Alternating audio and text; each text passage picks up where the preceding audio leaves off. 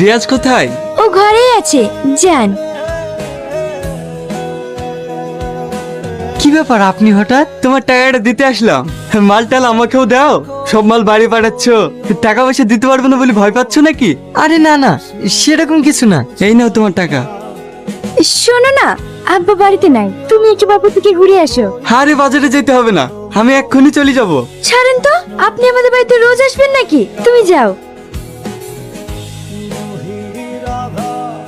হঠাৎ করে বাড়িতে?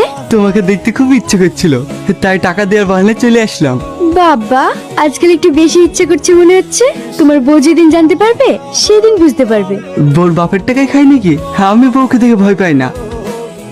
আরে আপনাকে টাকা নিয়ে কোনো চিন্তা করতে হবে না, আমি কাল বিকালের মধ্যে আপনাকে টাকা পাঠিয়ে দেবো। শুধু মালটা একটু ভালো দেওয়ার চেষ্টা করবেন, তাহলে হবে। ঠিক আছে ভাই। কি ব্যাপার, এইভাবে হাঁপাচ্ছ কেন? খবর শুনেছিস?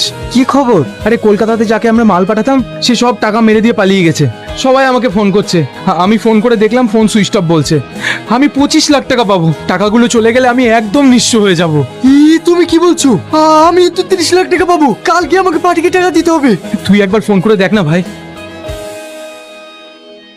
কি হলো, তোমার মন খারাপ কেন? সব শেষ হয়ে গেছে। মানে? আমি যে মহাজনকে মাল পাঠাতাম ও সবারই টাকা মেরে দিতে পালিয়ে গেছে। আমি ওর সঙ্গে 30 লাখ টাকা পাবো। আমাকে কালকেই পাঠিয়ে টাকা দিতে হবে। আমি এখন কি করবো কিছু ভেবে পাচ্ছি না। এতগুলো টাকা তুমি এখন কোথায় পাবে?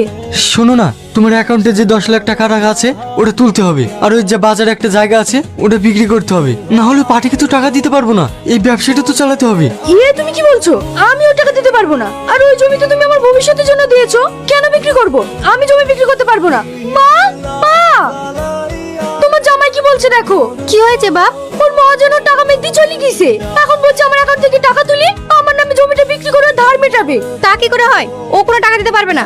আপনি কি বলছেন? আমার বিপদের সময় এইগুলো তো আমার সম্বল। তুমি তোর ভবিষ্যতের কথা ভেবে দিয়েছো, ওই টাকা জমি কিছুই দেওয়া হবে না। কিন্তু ওইগুলো তো আমার টাকা, আমার নিজের জমি, আমি ওকে দিয়েছি। কিন্তু আমার খারাপ পরিস্থিতিতে তোমার আমি একটা কথা শুনতে চাই না। ওই জমি টাকা কিছুই দেওয়া হবে না। তুমি অন্য কিছু করে ব্যবস্থা করে নাও গা। তোর বাবু যেমনটা কেজে দেগা। সেই তখন থেকে ডাকছি শুনতে পাচ্ছিনি? মন খারাপ করে বসে আছিস, কি হয়েছে? তোমার কথাই ঠিক ছিল আব্বা, আমি অনেক বড় ভুল করে ফেলেছি। কেন, কি হয়েছে? মহাজন আমার টাকা মেরে দিয়ে চলে গেছে। আমি পাওনাদারদের টাকা দিতে পারছি না। তুহিনার অ্যাকাউন্টে যা টাকা রেখেছিলাম ও আর ওর মা বলছে নাকি সেই টাকা দেবে না। ওটা নাকি ওর ভবিষ্যৎ। আমি এখন কি করব? এতগুলো টাকা আমি কোথায় পাবো? কেন দেবে না? ওগুলো তো তোর টাকা। চল আমি গিয়ে দেখছি। ওর টাকা না দিয়েছেন ভালোই করেছেন, ওর তো একটা ভবিষ্যৎ আছে। আরে রিয়াজকে আমি আগেই বলেছিলাম মালগুলো আমাকে দিতে, তখন আমার কথা শোনেনি। আর তাছাড়া ছেলে হিসেবে তো অত